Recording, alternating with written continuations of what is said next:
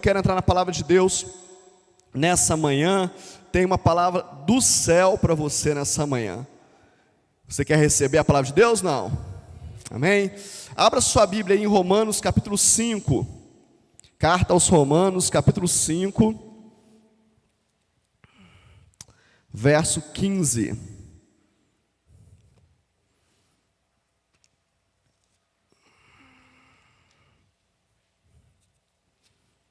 Carta de Paulo aos Romanos, capítulo 8, acho que eu falei errado, né? Capítulo 8, verso 15. Amém? Amém?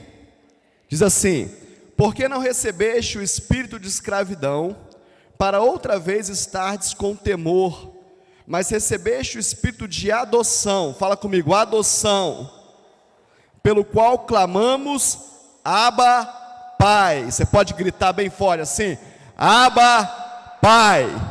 Não, você fez feio, vamos lá, 1, 2, 3 e... Isso, o Espírito mesmo testifica com o nosso espírito que somos filhos de Deus, e se filhos, também herdeiros, herdeiros de Deus e co-herdeiros de Cristo, se é certo que com Ele padeçamos, para que também com Ele sejamos glorificados. Por que eu quero usar esse texto hoje com você? Nós temos visto, Deus tem falado conosco, eu fiz as contas, tem 3 anos que Deus tem falado comigo sobre o tema paternidade, sobre uma igreja que aceita a paternidade. E por muito tempo eu fiquei perguntando para Deus, mas como a gente fazer isso, como a gente identificar isso, como eu entender paternidade? E eu quero falar de paternidade de Deus hoje, amém? Para descansar o seu coração logo no início. Quero falar de paternidade de Deus.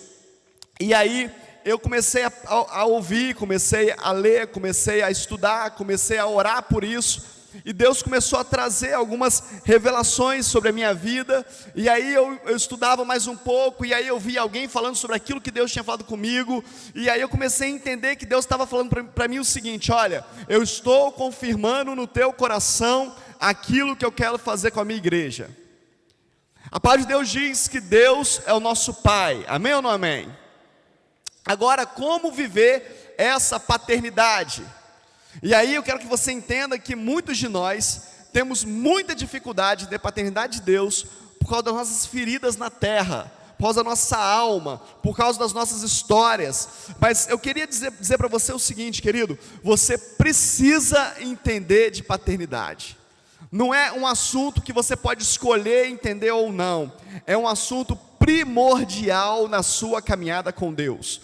É um assunto onde você precisa dar para ele prioridade, falar: eu quero saber sobre isso, eu quero entender sobre isso, eu quero aprender sobre isso, eu quero viver esse negócio na minha vida. Paternidade é esse assunto. Se a gente não entende, e Paulo falando aos Coríntios aqui, fala de coisas muito preciosas nesse primeiro texto. Ele fala o seguinte, o Espírito testifica com o nosso espírito que somos filhos de Deus. Se você aceitou Jesus como teu Salvador, você é filho de Deus, amém ou não amém? Então, se você sabe que você é filho de Deus, o teu espírito tem que testificar com o Espírito de Deus, e você tem que aceitar, você tem que entender que você é filho de Deus, amém ou não amém? E aí, quando isso não acontece, é porque tem alguma coisa errada. Quando eu não consigo me ver como filho, quando eu não consigo, e aí você fala assim: bispo, mas eu me vejo como filho. Tem alguns sinais muito claros. A palavra de Deus conta uma parábola, um relato, que uma mulher, ela fala para Jesus assim: mas não é justo que os cachorrinhos que ficam ao redor da mesa do seu Senhor comam das migalhas que caem? Tem muito crente comendo das migalhas. Tem muito crente que fica à volta da mesa, e aí quem fica à volta da mesa é o servo. O filho senta à mesa, o filho está à mesa, o filho não come das migalhas, o filho come daquilo que está na mesa. Mas muitos de nós, por causa das nossas questões, e o diabo se aproveita disso, a gente se contém com as migalhas. A gente acabou de cantar aqui, ó. Quem já pisou no Santo dos Santos em outro lugar? Só que a gente foi lá pertinho do Santo dos Santos, a gente até pisou no Santo dos Santos, mas a gente não se acha merecedor do Santo dos Santos. A gente não consegue ficar no Santo dos Santos porque a nossa alma, a nossa mente, as nossas questões falam: você não pode, você não é capaz, você não é merecedor, você não fez nada, você é um pecador, você é um decaído, você não pode ficar neste lugar.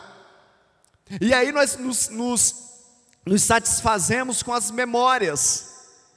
E eu fico imaginando que muita gente cantando essa música deve ficar pensando: como foi bom aquele dia que eu entrei no Santo dos Santos, e as lágrimas vêm, e a emoção aflora, como alguém que tem uma lembrança de um pai distante, ou de um filho que foi embora, como alguém que tem uma lembrança de uma época boa na vida, que as lágrimas vêm, a gente se emociona, e a nossa alma diz: ok, você se supriu, mas o nosso espírito está gritando, dizendo: eu quero mais, eu quero o Santo dos Santos, eu quero a presença do Pai, eu quero vê-lo nesse dia.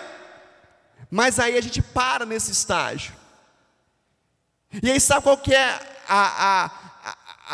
o sinal que a gente parou, onde a gente não devia ter parado, que a gente devia ter caminhado um pouco mais? É que esse momento não nos marca. Esse segundo momento não gera marcas na nossa vida. O primeiro momento que nós nos lembramos gerou marca. Quem já pisou, quem esteve lá, isso gerou marca. Mas esse momento de exaltação da memória, esse momento de saudosismo, ele não gera marcas. E aí quando nós saímos ali fora, a gente conversa com duas pessoas, e essa lembrança já foi embora, já passou. Porque se a gente tivesse sentado de novo no Santo dos Santos, e não ficado só na lembrança, nós seríamos marcados dessa manhã daqui. E é isso que a gente precisa entender. O que é esse relacionamento com o Pai? Ele nos chama de filhos, Ele nos tem por filhos, Ele nos quer como filhos, e a gente precisa aceitar isso. Fabrício, como assim aceitar isso? Eu vou te falar algumas coisas. Nós somos filhos adotivos. Quem tem a experiência da adoção vai entender muito bem o que eu estou falando. Um casal quer adotar uma criança, e ele ora, e ele pede a Deus, se ele for do Senhor, e ele pede uma direção. E um dia a esposa acorda de manhã num domingo, olha para o esposo e fala: bem, vamos lá no orfanato, vamos ver lá se a gente vê alguma coisa, se o nosso coração bate por algum menino, vamos, estou sentindo hoje que tem alguma coisa. E aí eles saem de casa, e aí eles vão até o orfanato, e eles abrem a porta, alguém os recebe, a diretora lá, o diretor, explica como é que funciona. E a esposa ou o marido fala: mas a gente queria muito ver as crianças. E aí daqui a pouco abre-se o pátio, aquele casal entra e tem lá 200 crianças, mas tem uma que chama a atenção. E fala: olha que lindo, olha que linda. A criança está lá brincando, ela não está nem aí para o que está acontecendo, mas agora o coração daquele casal começa a acelerar, e eles começam a querer ver aquela criança. E daqui a pouco aquela criança se aproxima, e o diretor fala: você quer passar um final de semana na casa dos tios? E a criança fala: quero. E ela chega na casa dos tios, e ela olha e fala: nossa, aqui é diferente, né? Aqui tem comida boa, olha que chuveiro gostoso, eu tomo banho sozinha, olha, eu não tomo banho com todo mundo mais, agora é só eu, um sabonete novinho só para mim, nossa, que legal. E aí ela volta para o orfanato, para a realidade dela, e o diretor pergunta para ela: e aí, você gostou da casa do Chico? Gostei. Você quer voltar lá semana que vem? Quero. E ela volta na próxima semana, os pais já estão apaixonados por aquela criança vem cheia de piolho, vem com machucado, e eles vão na farmácia e compram remédio, e marcam uma consulta para ela com um pediatra no sábado, porque só no sábado que ela pode ir. Mas aquela criança, ela está deslumbrada não é com os pais, ela está deslumbrada com as coisas que os pais têm. Uau, é tudo diferente. E ela vai começar agora a construir um sentimento, até que chegue ao ponto dela aceitar aquele casal como pai e mãe. Esse é o processo da adoção. Deixa eu te falar um negócio com você, querido. Jesus te amou primeiro. Jesus olhou para a multidão e te amou e te separou. Ele morreu muito antes por você. Talvez você o conheceu pelas coisas que Ele tem poder para fazer. Restaurar o teu casamento, prosperidade, cura, ou medo de ir para o inferno. E aí você acabou vindo para a casa do Pai, mas o Pai é apaixonado por você. O Pai vibra quando você entra no quarto dEle, quando você entra na presença dEle. O Pai tem alegria com a tua presença. Mas agora você precisa fazer o caminho contrário. Você precisa agora se apaixonar pelo Pai, e não pelas coisas do Pai. Não somente pelas coisas do Pai. Eu trouxe esse texto aqui, numa outra versão, que eu acho fantástica. É uma versão que só tinha em inglês e agora tem em português. Eu vou ler para você, não precisa acompanhar, só preste atenção como que esse comentarista traz o mesmo texto de uma maneira muito preciosa, muito clara, muito transparente. Diz assim, o mesmo texto que eu li para vocês: a vida da ressurreição que vocês receberam de Deus não é vazia. Nela há constante expectativa de aventura, que sempre pergunta para Deus: e agora, Pai, o que vamos fazer? Como as crianças fazem, o Espírito de Deus entra em contato com o nosso espírito e confirma a nossa identidade. Sabemos quem Ele é e sabemos quem somos, Pai e filhos. Sabemos também que vamos receber o que está por vir, uma herança inacreditável. Iremos passar pelo que Cristo passou. Se enfrentarmos momentos difíceis com Ele, então é certo que com Ele passaremos momentos inesquecíveis. É isso que o Pai tem para você. É isso que o Pai tem para a sua igreja. É isso que o Pai tem para a sua família. É isso que o Pai tem para o seu povo.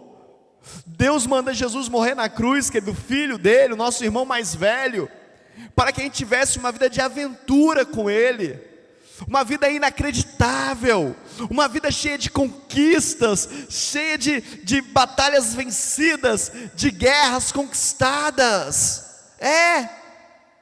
Não é um marasmo, não é uma passividade, não é, querido. O mundo, o sistema quer colocar a gente passivo. O mundo, o sistema quer parar os filhos de Deus, mas nós somos ativos, nós vamos à frente, nós somos guerreiros, porque nós temos um Pai que nos amou primeiro. Essa identidade em nós tem que ser restaurada. Precisa. Como é bom você ouvir o filho te elogiando, não é verdade? Esses dias eu ouvi o Pedro falando algo tão precioso, falando sobre comida, e ele falou: não, pai, mas não pode comer isso não, porque o meu coleguinha passou mal, comeu isso e passou mal. Eu falei com ele: filho, tudo que você comer muito, você vai passar mal. É assim que é a vida, tudo em exagero é ruim. E ele falou: não, pai, mas ele não comeu muito não. Eu falei: como é que você sabe que ele não comeu? Você estava lá? A gente conversando. E ele falou: não. Eu falei: filho, o que você vê o teu pai e a tua mãe comendo? Você tem que ver os exemplos bons. E ele abaixou a cabeça e falou assim: os meus maiores exemplos é o senhor e a mamãe. Ah, ganhou o dia. É porque ele não sabe, mas se ele pedisse R$1.000 naquela hora, ele ganhava. Ele falou assim: pai, me dá 1.000, ele ganhava na hora. Meu coração encheu, eu fiquei todo bobo. Falei: que bom que eu estou gerando isso no meu filho. Imagina você fazendo isso com Deus. Deus, isso é o maior referencial. Eu quero te representar nessa terra. Eu quero ser seu filho de verdade. Eu quero viver essa vida inacreditável em ti. Mas a gente foi feito por adoção. E aí nesse processo de adoção, vai e volta, final de semana, vai e volta, final de semana. Um dia os pais recebem uma visita em casa, e os futuros pais, os possíveis pais, e aí chama-se a visita para dentro de casa e fala: deixa eu te mostrar o quarto dele, mas você nem sabe ainda. Não, mas vai dar certo. E agora tem até quarto a criança. A criança agora tem o colchão dela, agora tem a cama dela, agora tem o espaço dela, tudo enfeitadinho, tudo bonitinho. É assim que Deus faz com você. Quando Deus te chama para perto, tem uma igreja para você, tem uma casa para você, tem um ministério para você, tem um chamado para você. E eu fico imaginando que essa criança, mesmo com tudo tão perfeito, ela olha para o quarto e fala assim: mas eu não gosto de rosa. Sabe, porque quando ela nasceu, ela sofreu muitos abusos dentro de um quarto que era rosa. Então o rosa ficou chato para ela não consegue olhar para o rosa. Ou ela não consegue olhar para o azul, porque o azul lembra ela alguma coisa. E agora, ela começa a rejeitar aquilo que o pai e a mãe querem fazer. Por conta de quê? Por conta dos traumas, dos maus que foram feitos durante a vida. E é assim que a gente faz. A gente leva pancada na vida lá fora. E aí quando Deus nos traz para o reino dEle, para a casa dEle, para a igreja dEle, e alguém nos desafia e fala assim: olha, eu quero que você faça uma reunião de célula agora. Fala: não, eu não, Deus me livre. Não conseguia fazer apresentação de trabalho na escola. Pegava para apresentar o trabalho, todo mundo ria de mim, todo mundo zombava de mim. Não, eu não vou esse negócio não. Mas é o quarto que Deus preparou para você. O Pai preparou isso para você. Não, mas eu não dou conta. Mas deixa eu te ajudar. Deixa eu te mostrar que o preto não é ruim. Olha aqui, ó. Passa a mão aqui, ó. Tá vendo? Não acontece nada. O preto não faz nada com você. A cor preta não tem nenhum poder sobre a tua vida. Tá vendo? É verdade. Pode ir lá fazer a sua célula. Pode ir lá liderar. Pode pegar no microfone, ele não morde. Ele não dá choque, ó. Pode pegar, pega aqui. E agora você começa a ser restaurado, baseado no plano de Deus para a tua vida. Mas onde começa isso, bispo? Começa em você aceitar o Pai, aceitar a paternidade. Deus fez exatamente isso conosco, nos amou primeiro, se apaixonou pela sua criação. João 15:13 fala assim: ninguém tem amor maior que este, de dar a alguém a sua vida pelos seus amigos, pelos seus filhos. Ninguém tem amor maior que esse. Deu o melhor que tinha, foi buscar, foi pagar, pagou um alto preço, preparou um lugar. 1 João 2:2 fala sobre isso. Nos deu um reino de paz, de alegria e justiça, preparou a nossa herança, a nossa salvação, a nossa morada na casa do Pai. João 14:2 fala sobre isso. Ele preparou tudo para que eu e você pudesse aceitá-lo, aceitar a sua expressão de amor, aceitar que a vontade dele é boa, agradável e perfeita. E é interessante, querido, Deus foi trazendo essas memórias. Eu conheço alguns casos de adoção, acompanhei alguns casos, e é interessante que a gente vê, meu pai, né, nós tivemos uma prima que morou conosco por um tempo, né, e a irmã morou com uma outra tia. Então nós tivemos essa memória, e eu vejo alguns casos que eu acompanho de irmãos da igreja que adotam e começam a passar pelas etapas da adoção. Tem a parte da paixão pelas coisas, tem a parte do descobrimento de paternidade, mas tem a parte de decepção também. Tem um momento que o filho se decepciona, o filho adotado, por mais que o pai faça, ele fala: mas não era isso que eu queria, mas não era assim que eu desejava. Agora entra um espírito de ingratidão, entra agora um espírito de reclamação, de murmuração, e nós fazemos exatamente isso com Deus. A gente vai caminhando, e parece que a gente se acostuma agora com a mansão que Deus nos deu, com a casa boa que Deus nos deu, com a continuidade da sua presença, e agora nós temos a coragem de falar para Deus: se o Senhor não fizer, eu não vou cantar mais no louvor. Se o Senhor não fizer isso, eu também não vou liderar a célula. Se o Senhor não fizer aquilo, eu também não vou mais na igreja. E o pai, filho, mas esse é o melhor lugar que você pode estar. Não tem lugar melhor que esse. Por que você está agindo assim? E a gente começa a fazer agora um percurso contrário, independente do que a gente recebeu de Deus. Você acha que você já recebeu tudo do Pai? Você acha que você usufrui de tudo que o Pai tem para você? Você acha que tudo que Deus tinha para você, você já recebeu? Já está na tua mão? Se sim, se você acha que sim, você está muito enganado. O que Deus tem para você vai além dos teus sonhos. O que Deus tem para mim vai além dos meus pensamentos. Muito mais do que eu possa imaginar são os pensamentos que Deus tem ao meu respeito. E se você acha que não, eu quero emendar uma próxima pergunta. De quem que é a culpa? É do pai ou é do filho? É do pai, que já preparou todas as coisas, ou é do filho que não se prepara para receber? Eu queria liberar você nessa manhã, do primeiro domingo de agosto, para receber de Deus Pai, para recebê-lo como Pai. Algumas coisas vão acontecer nessa adoção de Deus. Numa adoção natural talvez não aconteça assim, mas essa que vem do Pai Celestial é assim. Olha para o teu lado aí, olha para a tua direita e para a tua esquerda. Sabe quem é esse que está aí do seu lado? É um adotado.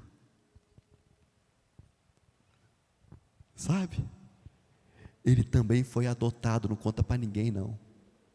Mas ele também é adotado. Aqui todos são adotados. Sabe, não tem diferença não. Sabe aquele processo difícil que você passou? Ou ele já passou, ou ele vai passar. Porque ele é do mesmo jeito.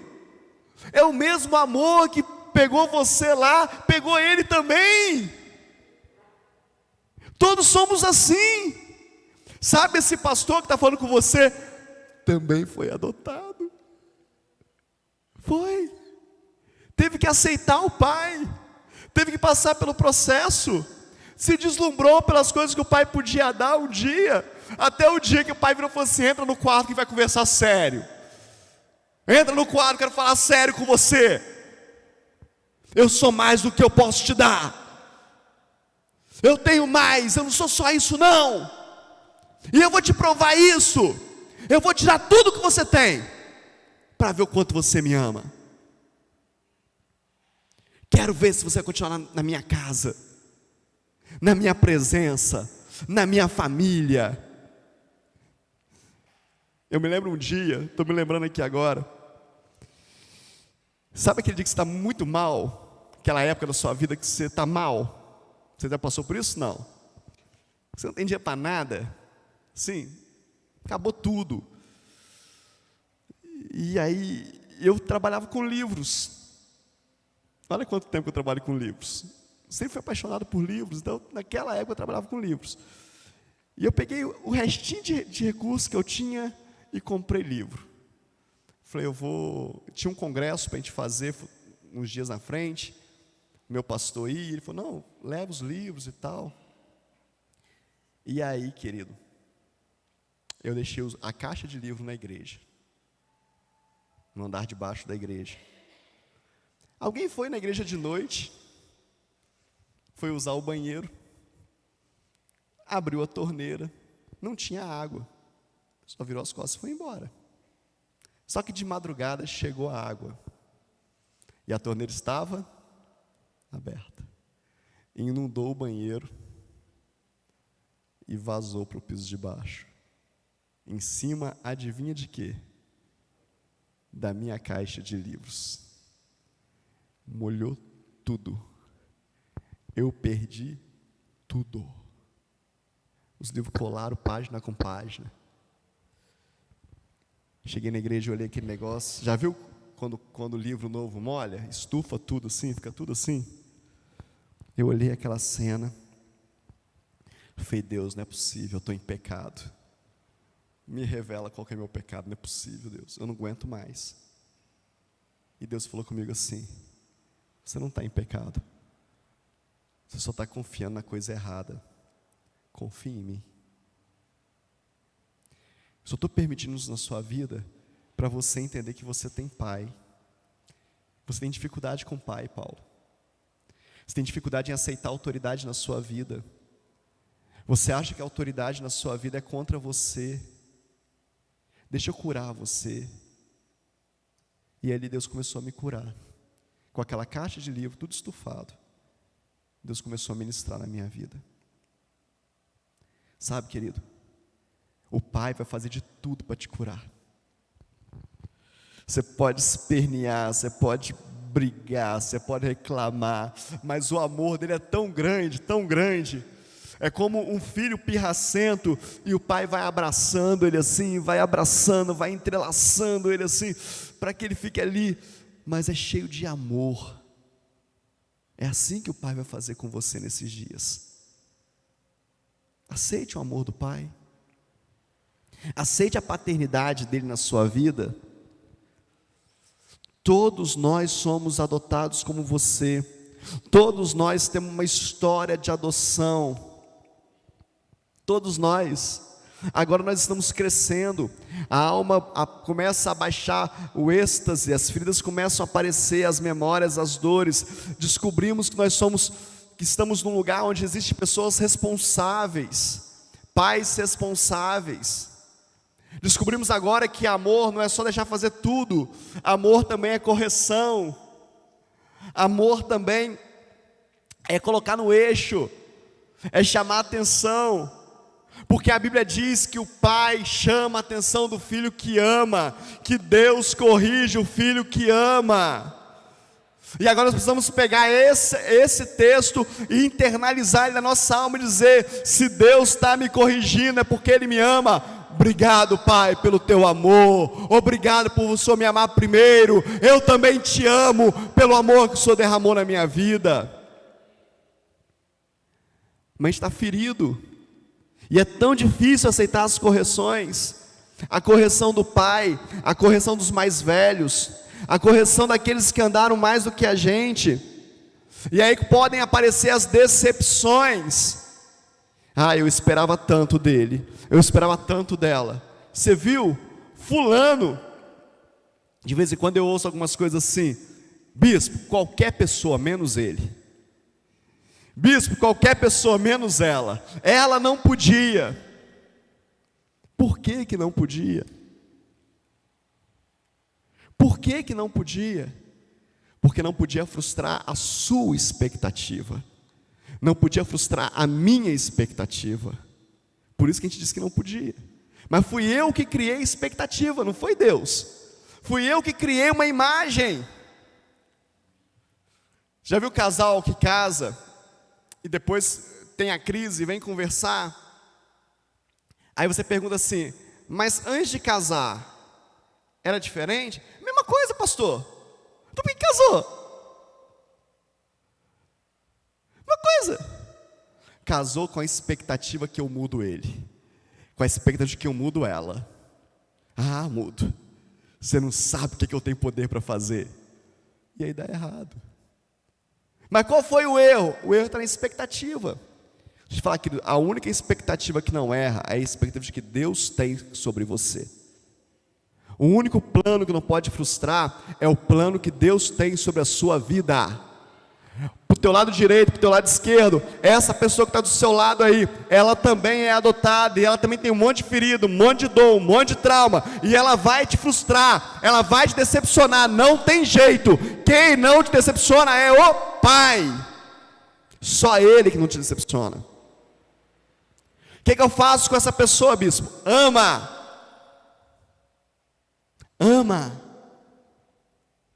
Mas é difícil demais. Pois é, por isso que é o segundo mandamento: ame ao teu próximo como a ti mesmo.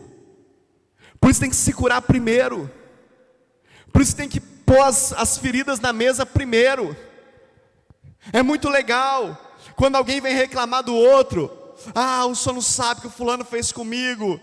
E a gente começa a orar e pedir a Deus para trazer a revelação, e começa a pedir a Deus discernimento espiritual, e começa a usar um pouquinho do conhecimento que temos, e a gente começa a ver aquelas feridas, não tem nada a ver com o outro, tem a ver com ele.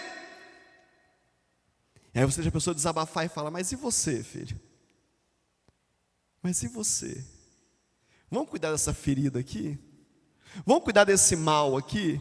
Vamos cuidar desse questionamento aqui? E aí a pessoa começa a descobrir que o problema não é o outro, o problema é ela. Aí você fala: nossa, bispo, é difícil esse negócio então? Não, é fácil, é só querer mudar. É só querer ser tratado, deixa o pai te tratar. Aceite a adoção, deixa o pai te levar no médico, deixa o pai catar piolho em você. Que isso? Não tem piolho sim, piolho espiritual, capetinho em forma de piolho, que fica sugando o seu sangue, que vai trazendo ferida na tua cabeça, fica te fazendo você se coçar o tempo todo. Deixa o pai catar esse negócio, deixa o pai tirar esse negócio, esses carrapichos na alma, deixa o pai tirar. Isso é paternidade, de um filho que foi adotado, que estava no mundo, que estava lá fora, e que chegou cheio de ferida, cheio de carrapicho, cheio de piolho, cheio de chagas. Sabe, querido, a gente gosta muito de fazer a parábola do filho pródigo, e eu vou terminando por aqui. Deus está mudando alguma coisa aqui. A gente gosta muito de falar a palavra do filho pródigo, a gente fala porque o filho pegou tudo e foi embora, e largou o pai. Mas deixa eu te falar uma coisa, o filho que foi embora tinha mais consciência de quem era o pai dele do que o que ficou. Tem muita gente dentro da igreja que não tem consciência de quem é o pai dele. Tem muita gente dentro da igreja relacionando com Deus como se fosse servo somente. Eu faço tudo o que o Senhor manda, a tua palavra manda orar e eu oro, lê a Bíblia e eu leio, e tu não me dá nada. Porque é um relacionamento de servo, não de pai, não de filho. O filho que foi embora se sujou, se lameou, se machucou, mas ele falou assim: tem um homem que por acaso é meu pai, que pode me restaurar, eu vou voltar para a casa do pai. Sabe, querido, por isso que a igreja se incomoda tanto, quando chega alguém novo na igreja, todo arrebentado, todo destruído, todo cheio de carrapicho, e de repente a pessoa rompe. Chegou ontem, já está fazendo um monte de coisa. É porque talvez a consciência de paternidade já chegou nele e não chegou em você. Talvez você esteja convivendo com o pai como servo. Tem que ir na igreja domingo, domingo é dia de ir na igreja. Não, domingo não é dia de ir na igreja. Não é não. Domingo é dia de adorar o Senhor. Você pode vir na igreja e não adorar o Senhor. Você pode não vir na igreja e adorar o Senhor. Amém ou não amém? Não é o que você faz que o Pai está olhando. O Pai está olhando para o que você é, para o que você tem aqui dentro, para como você o vê. Por isso que a gente julga tanto os outros. Fulano está andando assim agora. Fulano não vai no culto mais. Fulano agora faz assim assado. Deixa o pai tratar com ele. Deixa o pai tratar com você. Deixa o pai tratar. Bispo, o pai não tem filhos especiais, filhos que ele goste mais do que todo pai gosta igual dos filhos.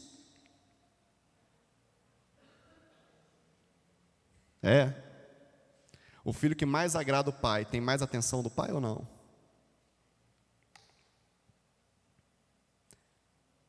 Mas a gente distorceu até isso, porque na terra o filho que tem mais atenção é o filho que dá mais problema.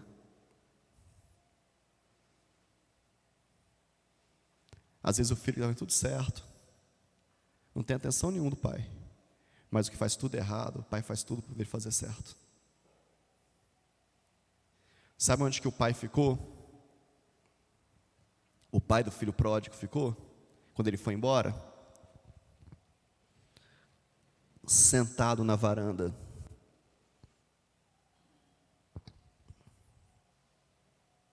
Cuidando da fazenda. e do filho que ficou na fazenda. Sentado. Você está entendendo, não?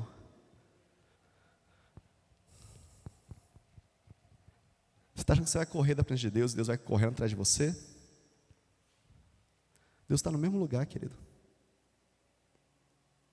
esperando que você caia em si e venha para os pés dele.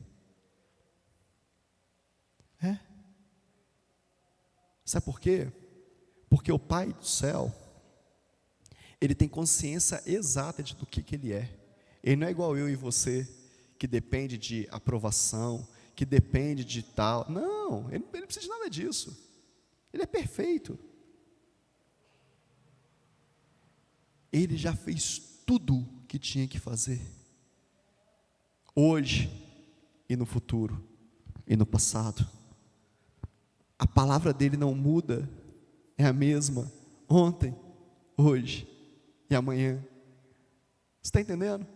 Não tem nada que ele possa fazer para mudar isso. Não tem nada que você faça que mude quem ele é, que eu faça que mude quem ele é. Não tem nada. Agora, eu posso mover a mão do Pai. Você pode mover a mão do Pai. Ou não pode? Quando o filho pródigo chega na fazenda, o pai fala: pega a sandália nova, pega. Pega um anel, pega. Mata um animal aí, mata. Pega a roupa lá, pega. O que o filho pródigo fez? Moveu o coração do pai. Você quer mover o coração do pai? Reconheça-o como pai. O filho pródigo chega diante do pai e fala: pai, pequei contra ti e contra Deus. Pai,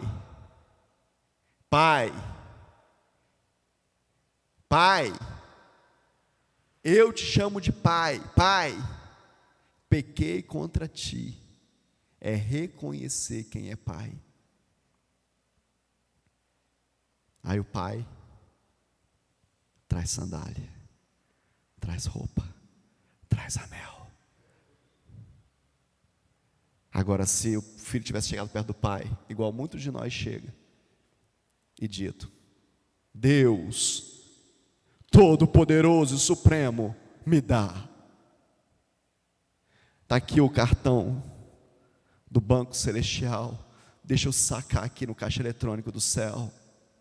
Me dá, me dá, me dá. O pai fala: não vai dar não. Mas quando a gente reconhece ele como pai, querido, ele tem uma sandália nova para você nessa manhã. Ele tem um anel novo para você nessa manhã. Vamos ficar de pé. Tinha tanta coisa para falar, mas Deus quer ministrar sobre as nossas vidas. Quantos filhos nós temos aqui nessa manhã? Quantos filhos que não têm tanta consciência de quem é o pai, que está vivendo como servo, e Deus está te chamando para ser filho. Não, bispo, é bom ser crente, sabe? Dá uma paz assim quando a gente vai no culto, nossa alma fica boa, domingo fica até legal. Não, querido, é muito mais que isso. É muito mais. Sabe, bispo, assim, precisa ter uma religião, né? Precisa ter uma religião. Religião sempre é bom, né? Nem todas, né? Mas não é isso não, querido, é muito mais que isso. É muito mais que isso. É muito mais que isso. Em sentimento de pai e filho, de poder sentar e falar: pai, pequei contra ti. Ah, como é gostoso você criar esse ambiente com o pai. Como é gostoso você dizer para o pai: pai, eu sei que o Senhor pode tudo, faz a tua vontade, o teu querer. Pai, eu sei que o Senhor governa sobre tudo, então governa sobre a minha vida. Pai, eu sei que o Senhor me ama mais do que eu te amo, porque o Senhor me amou primeiro. Eu sei que o Senhor me escolheu no meio de tantos. Eu quero parar de reclamar do Senhor, da tua casa, do quarto que o Senhor preparou para mim, do projeto que o Senhor tem para a minha vida. Deus está esperando você se levantar, querido. A gente está começando um trabalho de ensino fantástico na igreja. Academy Viva Academy, vai ser a nossa escola dominical. Você precisa se preparar para ser professor dela, para você dar aula de vida, para você chegar e falar assim: olha, faz igual eu fiz, que dá certo, a Bíblia diz, eu pus em prova e aconteceu. Tem centenas, milhares de pessoas esperando que você se levante, que você seja exemplo. Deus te deu uma faculdade, Deus te deu ensino, Deus te deu condição de trabalhar. Você acha que é só isso? Você acha que foi para isso que Deus te colocou na terra? Tem muito mais de Deus para você. Se disponha, se ofereça. E eu sei, Deus está mostrando para mim aqui, pessoas dizendo: não, mas eu não posso. Isso é a sua definição de limite, não é a definição de Deus na sua vida. Isso é a sua definição de preguiça, não é a definição de Deus na sua vida. Se levante como filho de Deus e fala: eu posso, o meu pai disse que eu posso, eu vou fazer, o meu pai disse para eu fazer. Para de ser servo, seja filho. Quando alguém disser para você não pode, fala: você sabe quem é meu pai? Você sabe qual que é o sobrenome que eu tenho? Você sabe quem está falando? Você não sabe quem é meu pai, não. O meu pai disse que eu posso, então eu vou fazer. Quantos precisam restaurar isso na sua vida nessa manhã? Nesse domingo, de restaurar princípios. Quantos estão servindo a um Deus como servo e não como um pai? Quantos se sentem aquém daquilo que Deus está querendo fazer na sua vida? Você acha que Deus quer fazer, mas você não consegue chegar lá de jeito nenhum. Quantos?